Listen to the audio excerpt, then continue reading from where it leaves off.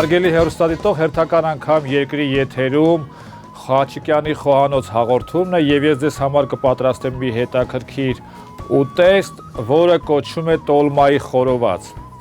Մեզ դրա համար անհրաժեշտ կլինի տավարի միս, ճարպ խոզի, մեր թուփը, խաղողի թուփը, որ մենք օգտագործենք, եւ ճարպոն կամ ինչպես ժողովուրդն է սիրում ասել, փարդա, որ պարսկերեն բառ է իհարկե, սոխ եւ համունքներ։ Հիմա մենք սկսենք մշակել միսը, մենք քանի որ ավանդական ձևերով ենք պատրաստում, չենք օգտագործի մսաղած եւ կօգտագործենք այն ինչ որ մեր ձեռքի տակ ունենք։ Մենք այստեղ կօգտագործենք մաչետե, սա բրազիլական մաչետե է, հիմա մենք այն կմանրացնենք, երբ որ 2011 թվականին Հայաստանում իրականացվեց տոլմայի փառատոն, մեր հարևան պետության ղեկավարը Իլհամ Ալիևը Ադրբեջանի ազգային ակադեմիայի տարեկան ժողովի ժամանակ իր հայտարարությունն արեց կապված այսպես կոչված ադրբեջանական մշակույթի արժեքների, դա իր խոսքերն են, արժեքների տնօրինման կամ հայրիս կողմից սեփականաշնորհման հետ։ Եվ կուզենայի մեջբերել նրա խոսքը, որ ինքը ասեց, որ հայրը փորձում են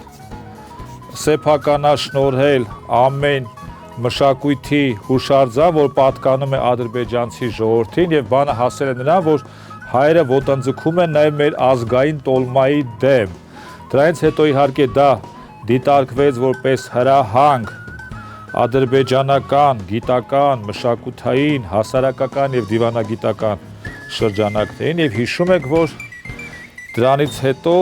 ՅՈՒՆԵՍԿՕ-ն ճանաչեց տոլման որպես ադրբեջանական մշակույթի մաս։ Այնինչ բոլորիս հայտնի է, որ տոլմա բառը ծագում է տոլի հայկական խաղողի տերև բառից, որ մենք այստեղ կօգտագործենք եւ մա որ միս է նշանակում եւ պատահական չի, որ Երևանում մենք ունենք դալմայի այգիներ։ Իհարկե այսօր դալմայի այգիները ավելի շատ ուրիշ բանով են հայտնի, բայց մենք պիտի այսօր պատրաստենք այստեղ տոլմայի խորոված։ Մենք օգտագործենք երկու տեսակի մաչետե, բրազիլական մաչետե եւ հայկական ցակհատ։ Ցակհատը գիտեք, որ նախատեսված է կտրելու համար ցակիները եւ մենք հիմա կմանրացնենք։ Բնականաբար յուրաքանչյուր մարդու դեպքում իր որևէ ձեռքն է ուժեղ, չնայած պատմության մեջ կան մարդիկ, ովքեր որ երկու ձեռքով էլ ուժեղ են կամ երկու ոտքով էլ ուժեղ են ֆուտբոլիստների մեջ, բայց որպես կանոն մարդկանց 90%-ը դրանք աչլիկներ են եւ ընդամենը 10%-ն են որ ձախլիկ են։ Երբ որ մենք միս ենք ընտրում, պիտի ընտրենք այն ազդրը, որը առաջինն է քայլանում։ Իդեպ հետաքրքիր է կենդանիների մոտ էլ առաջին քայլը անում են իրենք հետևի աջ ոտքով եւ եթե ուզում եք ընտրել լավ միս, դա կլինի կով, դա կլինի ոչխար, դա կլինի խոս, նախընտրելի է ընտրել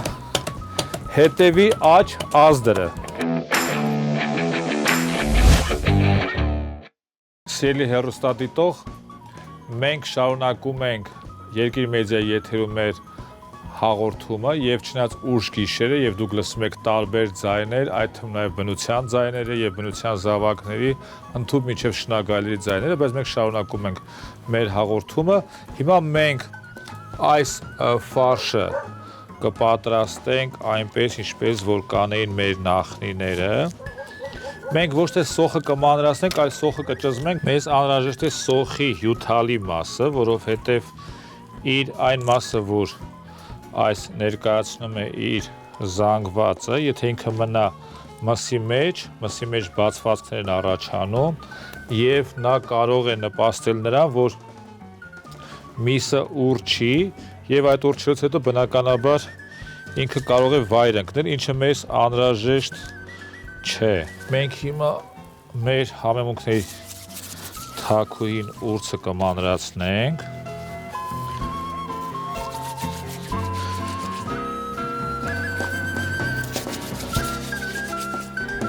Կհամեմենք աղով, եթե նկատում եք մենք որոշակի չափաբաժիններ չենք ասում, որովհետև մենք սովորենք մեր ձեռքին և հիմա նրան,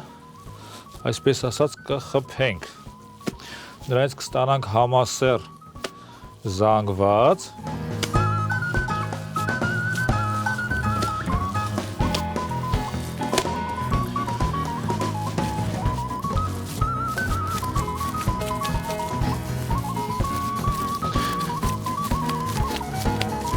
անհրաժեշտ է, որպեսզի այս մսաճարպային մասից մենք ստանանք համասեռ զանգված, որպեսզի ինքը շամփուրի վրա կարողանա մնալ։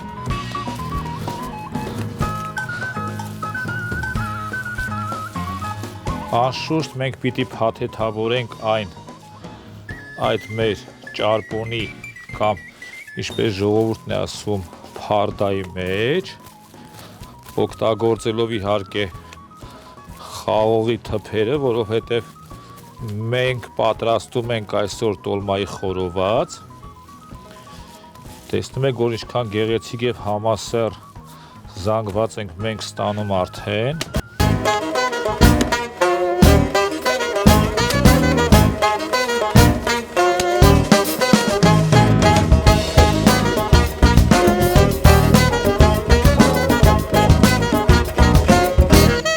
Մեր այս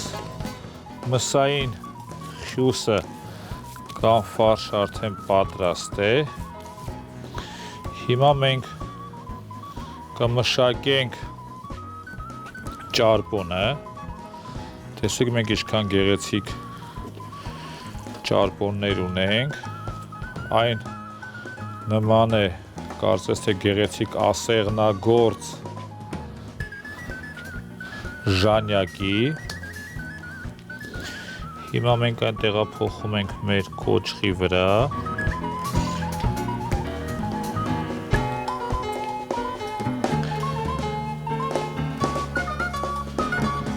Ազատում ենք մեզ համար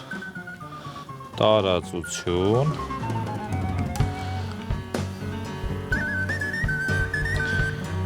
Եվ անցնում ենք բուն մշակման գործընթացին, ահա այսպես, վերցնում ենք խաղողի արդեն իսկ մշակված տերևները,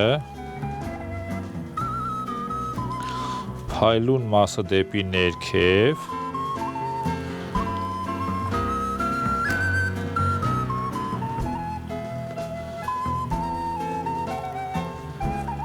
շարում ենք այսպես,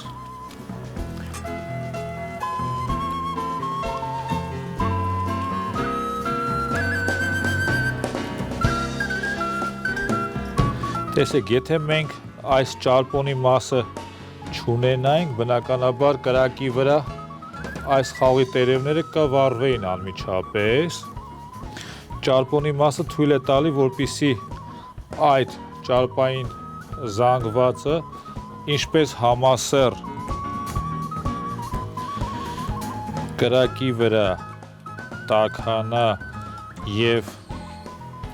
այս տերևներին տա համապատասխան համը, այնպես էլ նրան պաշտպանի այն կիզիչ կրակից, որ մենք կունենանք։ Մենք վերցնում ենք հիմա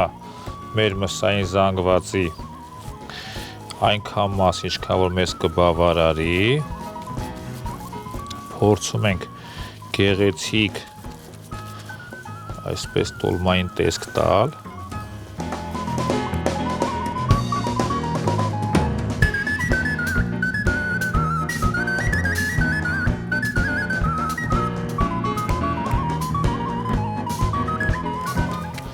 Հրաշալի։ Հիմա մենք հնարավորինս ջերմ կփաթաթենք իրեն, կբարուրենք։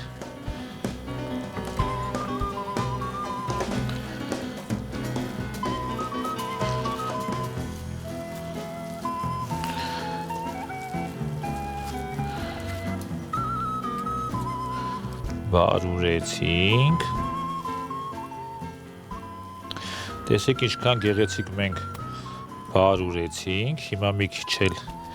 իրեն կմշակենք այսպես։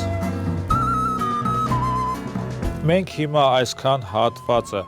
կփաթեթավորենք սննդային թաղանթի մեջ, իրեն կտեղափոխենք սառցարան, ինքը իր ջերմաստիճանը կհասնի մոտավորապես -2, որից հետո կհանենք, կկտրատենք, կշարենք շամփուրների վրա և կտեղափոխենք կրակի վրա և կփորձենք ստանալ այն համը, որ վայելել են մեր նախնիները։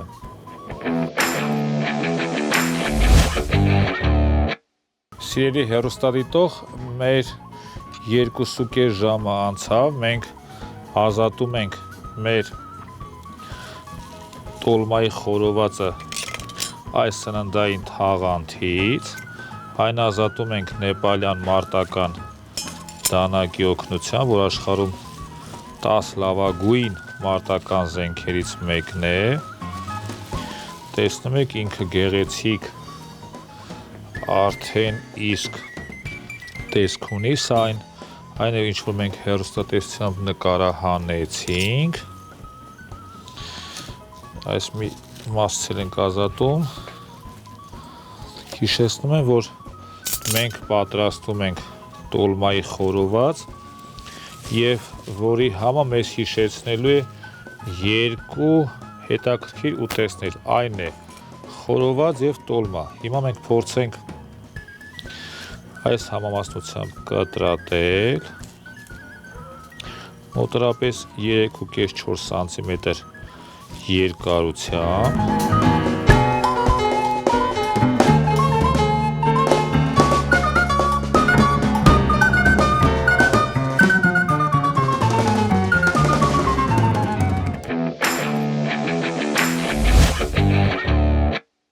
Հիմա անցնում ենք ամենապատասխանատու պահերից մեկին, անց ենք կացնում շամփուրների վրա։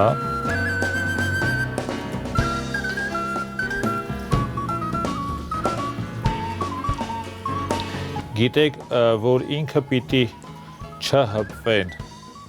այս մսերը, մոտավորապես կես սանտիմետր տարածություն ենք թողնում։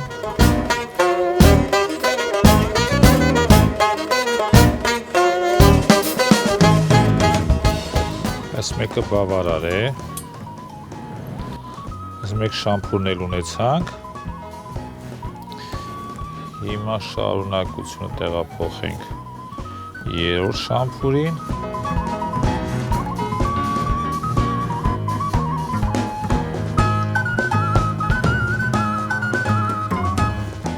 և վերջապես չորրորդը։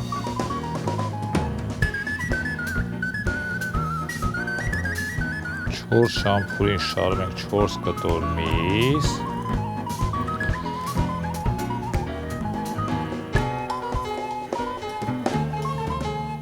ահա վասիկ, հրաշալի, հետևում ենք կրակին, այս կրակային մասը հեռացնում ենք, որը վառվում է, այսպես կոչված անձողի մասը օգտագործում ենք։ Մեզ անհրաժեշտ է այս ինֆրակարմիր ճառագայթները, մենք ունենք հիմա հրաշալի կրակ և որը կբավարարի մեր այս 4 շամփուրին, սա մի փոքր կհեռացնենք, անհրաժեշտության դեպքում իրեն ևս կօգտագործենք։ Անհրաժեշտ է, որ ինչպես տեսնում եք ածուխի վրա կամ անձողը որ կա, սպիտակ փառ լինի, որը հուշում է, որ կրակը պատրաստ է։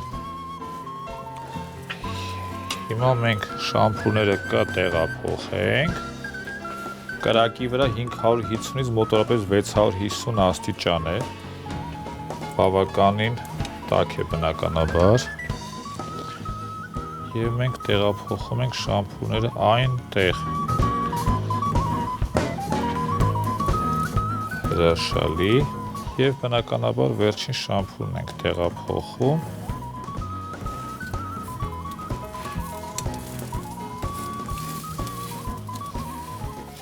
Մոտորապես 10-15 րոպե է անհրաժեշտ, որպեսզի ինքը պատրաստվի։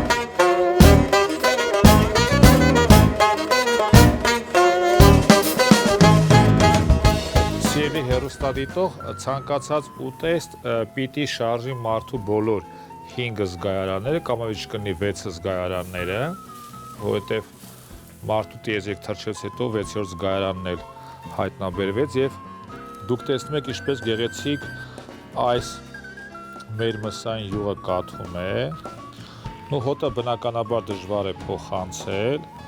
համը նույնպես, բայց տեսքը դուք տեսնում եք,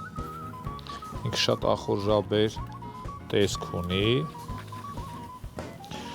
Մենք տեղափոխում ենք այս շամփուրները։ Ինքը, որ այսքան հեշտությամբ ազատվում է, դա նշանակում է, որ ինքը արդեն խորովել է։ Եվ մենք պետք է համերը տեսնենք։ Դուք տեսնում եք սեղանին ավելացան մածուն եւ սխտոր։ Խնդիրը նրանում է, որ ցանկացած ուտեստի մարսողության համար անհրաժեշտ է համապատասխան միջավայր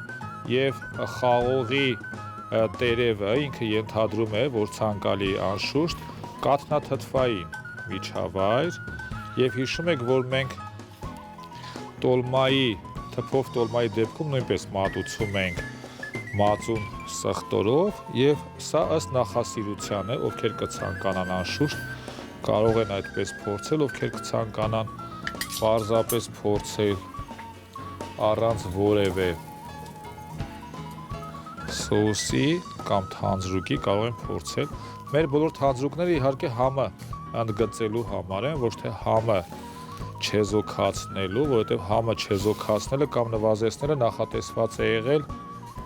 այն դեպքերում, երբ որ միսը ինքը համապատասխան որակի չի եղել։ Հիմա մենք կարող ենք նույնիսկ մեկ կտորը կիսել, այս լավաշով համեմված կտորներից մեկը փորձենք։ Հիմա սա մենք պետք է փորձենք ձեռքով անել եւ հիմա տեսնում ենք իր մեջը, տեսնում ենք, որ ինքը համապատասխան արդեն իսկ եվվածության է եւ փորձենք այն։